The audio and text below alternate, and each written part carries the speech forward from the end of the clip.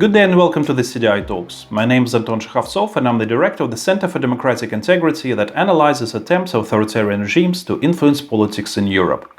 My guest today is Nerijus Maliukevičius, a researcher and lecturer based at the Institute of International Relations and Political Science at the Vilnius University.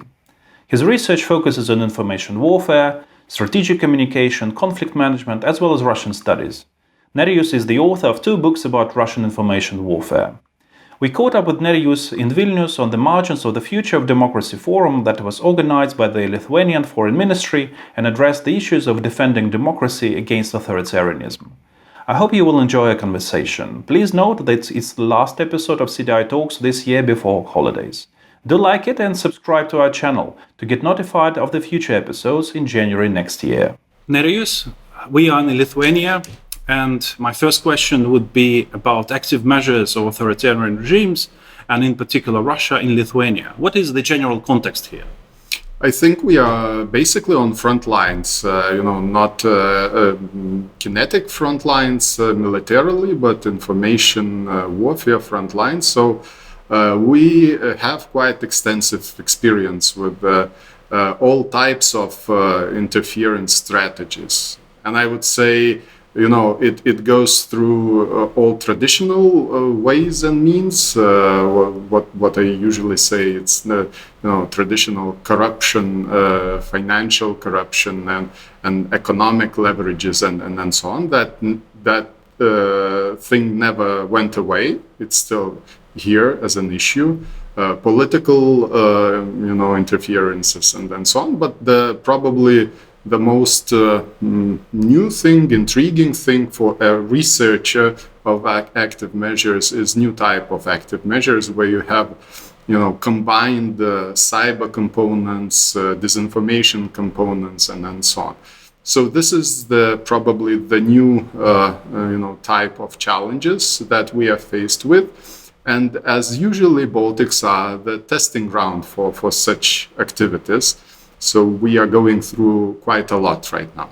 Talking about some new forms of information warfare and active measures, I think you're talking about the Operation Ghostwriter. Yes, I do. What is it? Well, it's quite interesting operation going on for several years. By different estimates, it started around 2016. Formally, basically in 2017, when in the Baltics and here in Lithuania, we got our NATO allies with Forward Presence Battalion. And basically, at the moment when first NATO troops arrived, they were met by a quite aggressive disinformation campaign. I usually like to remind even the timetable. Basically, when our last President Grybauskaitė, congratulated the troops, German troops arriving in Lithuania, in more than 1 week's time, the first quite aggressive attack happened. The first fake message about alleged rape of Lithuanian girl by NATO troops was thrown into social networks and media environment. It went through different stages, different topics. We had a gut feeling that this is coordinated, quite sophisticated, but it was not until 2020 when US cybersecurity company FireEye and then Mightyant, they stated that they consider that to be a coordinated operation, and they gave this brand Ghostwriter.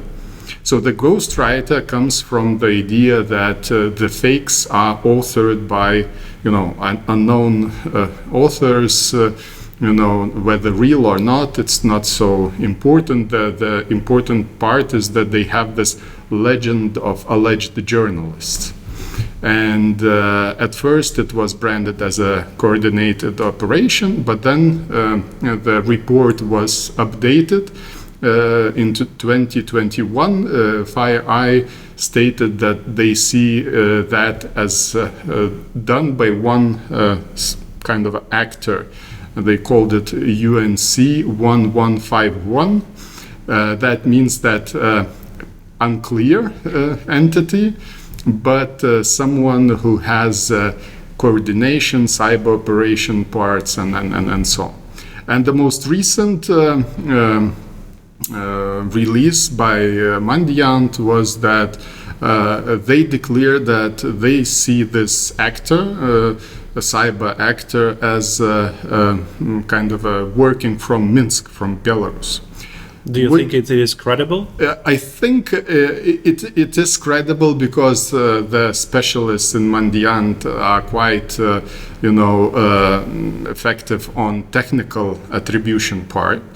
But I see a challenge here because German foreign ministry and intelligence services, they previously stated that they consider Ghostwriter to be done by Russian GRU. And this is a kind of a now dilemma, who is behind it. Lots of now analytical kind of uncertainties, but from my side I don't see here a big problem because I see Russian military and Belarusian military working in one single kind of a manner, and I think that bits and parts of operational activities can be outsourced to Minsk, but generally I would attribute that to the general kind of Russian and we can say Belarusian, interests. Nowadays, Lithuania is also on the front line of the border crisis with Belarus. Lithuania and Poland were hit, I think, the hardest. Do you think that this operation, this border crisis, because I don't think it's a real, authentic migrant crisis or refugee crisis.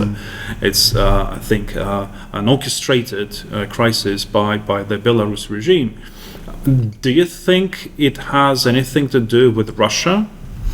I would be very much surprised if it didn't have something to do with Russia. I really think there's a lot of coordination and common logic of how this is done. You probably you are probably looking after the whole discussion of how this could be a kind of a diversion operation as compared to what Russia is doing to Ukraine on the border of Ukraine. That could be one explanation or one way to look at it.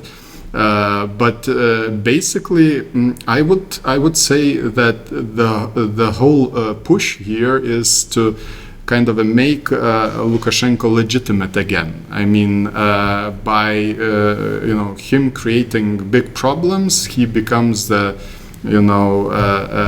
focus of calls, negotiations, and so on. And he's again a person who can solve issues, a person who can be talked with by European politicians and so on. So in the end, it looks like that he is kind of achieving midterm goals here.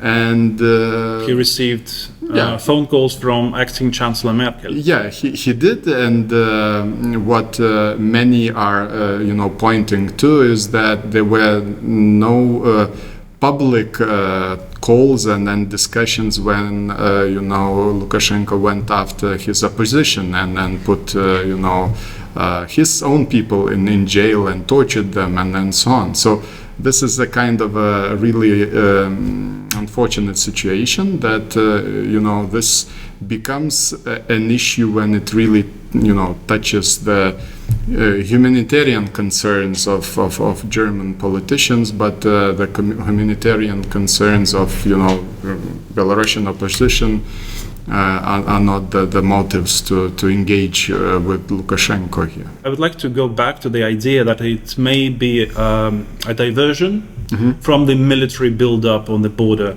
with Ukraine. What do you think about this idea? Well, if to start with Putin's win-win, so yeah, definitely the whole idea of contemporary Kremlin's approach vis-a-vis Russia is that, well, they probably get this idea that European strategic thinking is always to avoid conflict. And then how you can win out of such situation, you simply, as I say, escalate, and in this regard, you generally get all the bonuses because Europe doesn't want any conflict, any escalation, and so on. So that is how even post Lukashenko's migrant operation, Putin comes out as a win-win, because Lukashenko looks more legitimate. If not, Putin gets more of a military presence in Belarus. We saw the military, drills, fighter jets, special operations guys having joined again drills. Vis-a-vis what is happening on the border of Ukraine, I mean, somehow it makes many nervous. And especially those who are into Russian military analysis and so on. So I'm kind of following how they are interpreting it. But at the same time, I get the point that this is a reflex that generally Putin would like to get. I mean, reflex of us getting scared, more and more anxious about what is going on. And in this respect, politicians starting to kind of engage with Putin and then maybe even pressure Ukraine to do something to de-escalate, right? And so on. So again, a win-win situation. If he is working on military operation and if there is a political decision already, so he will do that. I mean, we can discuss what the extent of it could be, whether it's just Donbass, whether it's corridor to Crimea, but those are general discussions. If not, in the end, he can always repeat this kind of last spring, again, build up and de-escalation when you still get bonuses from Western politicians for de-escalating. What do you think the main motive for the Kremlin, for Moscow, to attack Lithuania? So Lithuania is already part of NATO, right? It's not the case like you described for Georgia, for Moldova, Ukraine. So what is the main motive here for the Russians? When you ask to attack, my comment would be to attack cyber means, to attack via information means. I'm quite skeptical.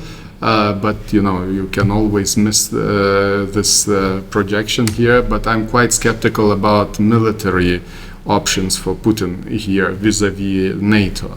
I would consider really that the probably first choice targets for military engagement still would be Ukraine, could be Moldova, could be other cases where such adventurism would have less costs, because really NATO, would have a big cost on such operation. But then, if we think about those cyber information operations and so on, so. My explanation is twofold, maybe. The first answer would be definitely NATO allied presence in the region post war in Ukraine. I mean, so this is the nightmare for Putin that he got, and that is the thing that Kremlin would like to tackle. But then I usually have this more conceptual look on contemporary Kremlin's power play, why attacking, us, Poland, Germany, and others interfering, and so on. It's I would explain it in the way of this contemporary power balance from perspective of Kremlin. So nowadays Russia is not the one of the pillars of Cold War, not a global power, but what they can really do is diminish the potential of opposing power by sinking them into, constant divisions, information chaos, and so on. So this is vis-a-vis operations in the United States, vis-a-vis operations in Europe, and in our region. And in this case, when you make your opponent weaker, then this balance gets better from perspective of Kremlin. So he cannot use his soft power tools to enhance his power posture and so on. But he always can use that aggressively, and there's those popular terms of dark power or sharp power, to turn it conceptually, upside down, and really use the same tools, but not for attraction, but distraction, division, and then tension building, and so on. So unfortunately, Lithuania will continue to be one of the targets of the Kremlin. Yeah, I mean, that's our reality for decades, in even more. I consider, this kind of a situation right now is as during Cold War times we had those Berlin Wall and then Western Germany constant under such kind of operations, attacks, and so on. So now this Berlin Wall shifted, and then the targeting is here, and we just simply have to learn to live with it. I don't know, like with pandemia, we have to learn to live with it. So everything will be, normal, and everything will be fine. I really like your optimism, and on this note, I want to thank you for this interview. My pleasure, Anton. Thank you.